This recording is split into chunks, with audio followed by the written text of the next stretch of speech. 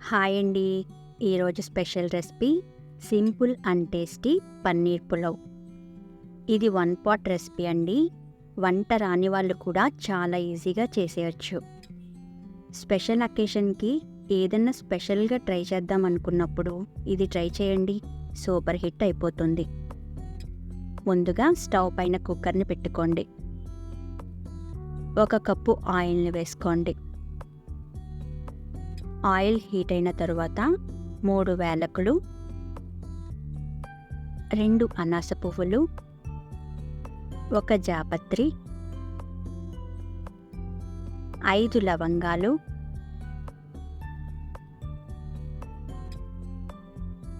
చిన్న ముక్క జాజికాయ,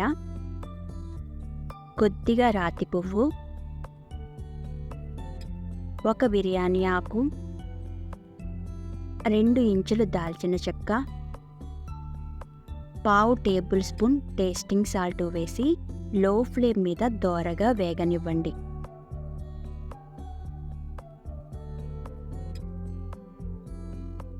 ఇప్పుడు సగం ఉల్లిపాయ చీరికలు,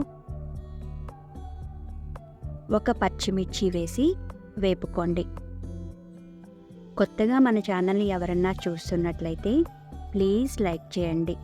మీ లైక్నైతే వృధా కానివ్వను.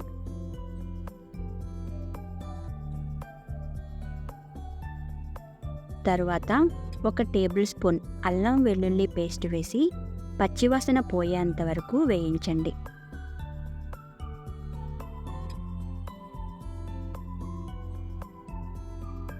ఉంటే బిర్యానీ మసాలా 1/2 టేబుల్ స్పూన్ వేయండి, లేదంటే స్కిప్ చేయండి.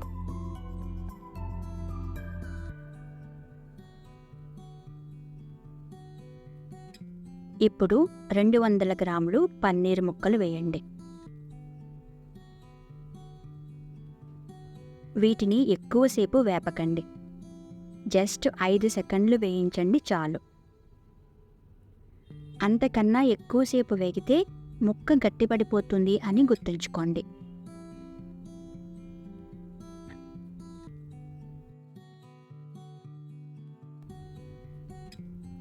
ఇప్పుడు గ్లాసున్నర నీళ్లు వేయండి. బాసుమతి రైస్కి 1 గ్లాసు రైస్కి గ్లాసున్నర నీళ్లు వేసుకోవాలి.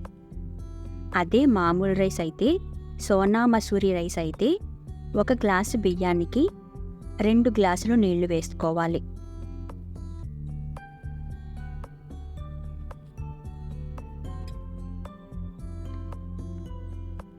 దీనిలో రుచికి సరిపడా ఉప్పు వేసి నీళ్లను తెరలకాగనివ్వండి.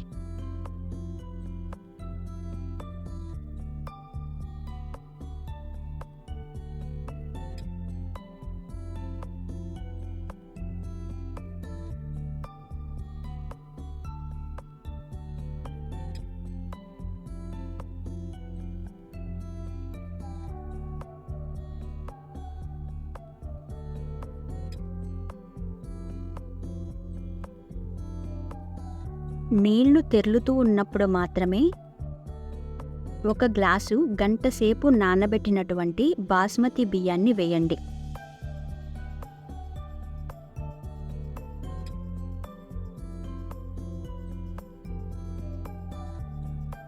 నీళ్లు కాగకుండా బియ్యాన్ని వేసినట్లయితే రైస్ మెత్తగా అయిపోతుందని గుర్తుంచుకోండి.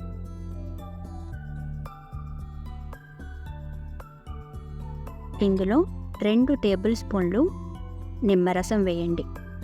నిమ్మరసం వేయడం వల్ల రైసు తెల్లగా ఉంటుంది, మెతుకు అంటుకోదు కూడా.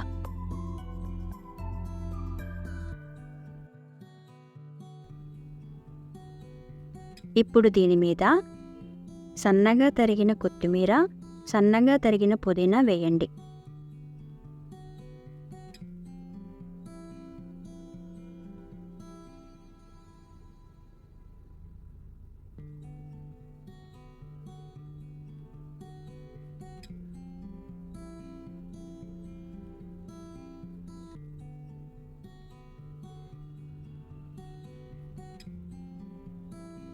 ఆపై కుక్కర్ని మూతపెట్టి 2 విజిల్స్ రానివ్వండి చాలు.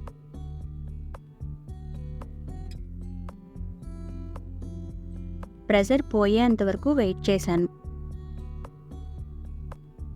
చూడండి ఎంత బాగుందో పన్నీర్ పులావ్. చాలా సింపుల్గా ఉంది కదా. మరి ఇంకెందుకు ఆలస్యం, మీరు ట్రై చేసి ఎలా వచ్చిందో కామెంట్ సెక్షన్లో తెలియజేయండి. ఈ వీడియో మీకు నచ్చినట్లయితే లైక్ చేయండి, షేర్ చేయండి, సబ్స్క్రైబ్ చేయండి.